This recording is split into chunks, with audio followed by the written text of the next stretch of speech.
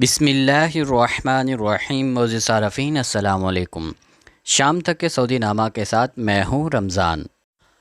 سفری پابندیوں کو نرم کرنے پر کام کر رہے ہیں سعودی وزیر خارجہ۔ سعودی عرب کے وزیر خارجہ شہزادہ فیصل بن فرحان ال سعود نے کہا ہے کہ کرونا وبا کی وجہ سے لگنے والی سفری پابندیوں کو نرم کرنے پر کام کر رہے ہیں۔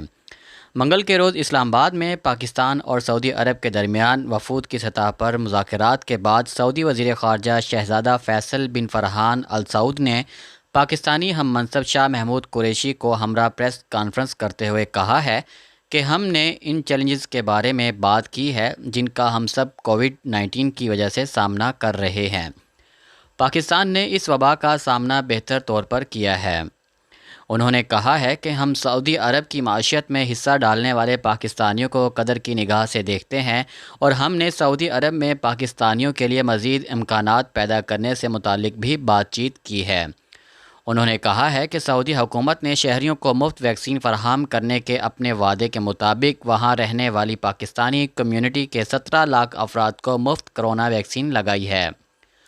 سعودی وزیر خارجہ نے کہا ہے کہ یہ میرا اسلام آباد کا دوسرا دورہ ہے۔ میں پاکستان کی حکومت اور عوام کی جانب سے گرم جوش خیر مقدم اور میزبانی کا شکریہ ادا کرتا ہوں۔ سعودی شہری کو ہم وطن کے قتل پر سزائے موت۔ سعودی وزارت داخلہ نے کہا ہے کہ ہم وطن کے قتل کا الزام ثابت ہو جانے پر سعودی شہری کو پیر کے روز ریاض شہر میں موت کی سزا دی گئی ہے۔ سرکاری خبر رساں ایجنسی ایس پی اے کے مطابق وزارت داخلہ نے بیان میں کہا ہے کہ سعودی شہری مشعل بن ناصر الدوسری نے جھگڑے کے بعد اپنے ہم وطن محمد بن مناہی الدوسری کو فائرنگ کر کے ہلاک کر دیا تھا۔ سیکیورٹی فورس نے مفرور ملزم کو گرفتار کر کے عدالت میں پیش کیا جہاں اس پر قتل کی فرد جرم عائد کی گئی۔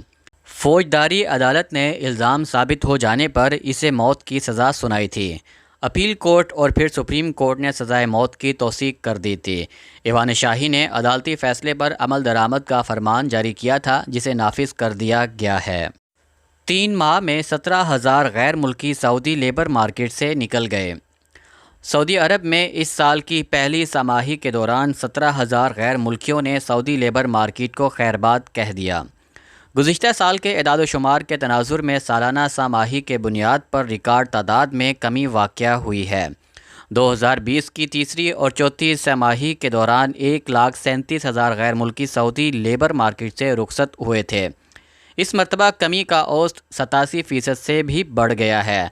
الوطن اخبار کے مطابق محکمہ شماریات اور سوشل انشورنس کے اعلیٰ ادارے کے اعداد و شمار کے مطابق سال رواں کی پہلی سہ ماہی کے آخر میں نجی اداروں میں برسر روزگار غیر ملکیوں کی تعداد کم ہو کر 62,54,660 ہو گئی ہے۔ 2020 کے آخر میں ان کی تعداد 62,73,354 تھی۔ گزشتہ سال چوتھی سہ ماہی کے آخر میں لیبر مارکیٹ چھوڑنے والے غیر ملکیوں کی تعداد 1,37,000 ریکارڈ کی گئی تھی، جبکہ تیسری سہ ماہی کے آخر میں نجی اداروں میں برسر روزگار غیر ملکیوں کی تعداد 6.41 ملین تھی۔ گزشتہ سال کی تیسری سہ ماہی کے آخر میں سوشل انشورنس میں رجسٹرڈ غیر ملکیوں کی تعداد 1.7% سے کم ہوئی، جس کا مطلب یہ ہے کہ 1,11,041 غیر ملکی ملازم سوشل انشورنس سسٹم سے باہر ہوئے ہیں۔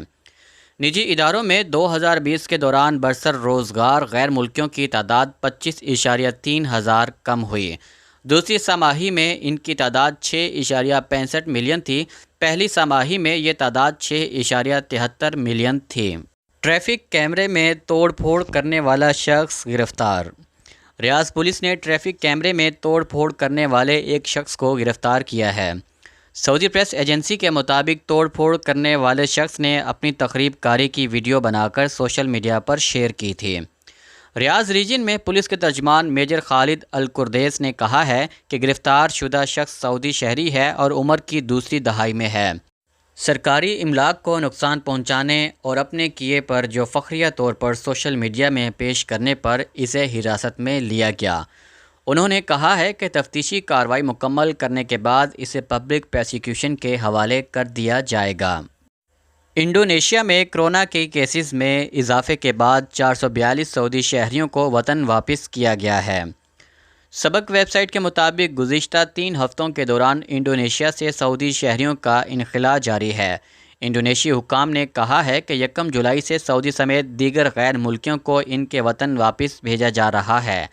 حکام نے کہا ہے کہ ملک میں مزید 200 سعودی شہری موجود ہیں جنہیں مرحلہ وار ان کے وطن بھیجا جائے گا۔ یمن میں بارودی سرنگیں، مسام پروجیکٹ میں مزید 1 سال کی توسیع۔ King Salman Humanitarian Aid and Relief Centre نے یمن میں ایران کی حمایت یافتہ حوثیوں کی بچھائی ہوئی بارودی سرنگوں کو صاف کرنے کے لیے مسام پروجیکٹ میں مزید 1 سال کی توسیع کر دی ہے۔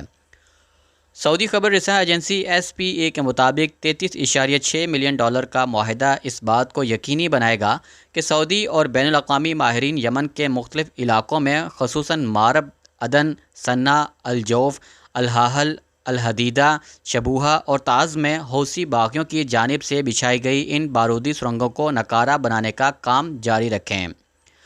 حوثی باغیوں کی جانب سے 1.2 ملین سے زیادہ بارودی سرنگیں بچھائی گئی ہیں، جس کے باعث سینکڑوں معصوم شہریوں کے زخمی اور ہلاک ہونے کے واقعات رونما ہوئے ہیں۔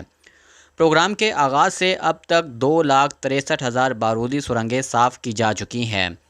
King Salman Humanitarian Aid and Relief Centre کے supervisor general doctor Abdullah Al Rabeeah نے کہا ہے کہ یہ معاہدہ یمنی بھائیوں کے بارے میں مرکز کی انسانی ہمدردی کی ذمہ داری سے بالا تر ہو کر ایگزیکٹو پارٹنرز کے ساتھ تجدید کیا گیا ہے۔ ڈاکٹر عبداللہ الربیہ نے شاہ سلمان اور ولیعہد شہزادہ محمد بن سلمان کا دنیا بھر اور یمن میں ہیومینیٹیرین کوششوں پر ان کا شکریہ بھی ادا کیا ہے۔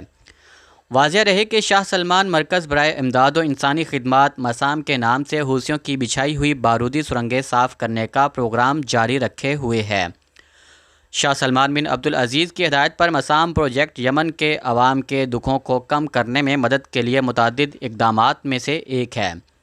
شاہ سلمان بن عبدالعزیز امدادی سینٹر کے تحت مسام منصوبے کا مقصد یمن کے مختلف شہری اور دیہی علاقوں سے بارودی سرنگوں کی صفائی کرنا ہے تاکہ معصوم شہریوں کی جانوں کو ان سے محفوظ کیا جا سکے۔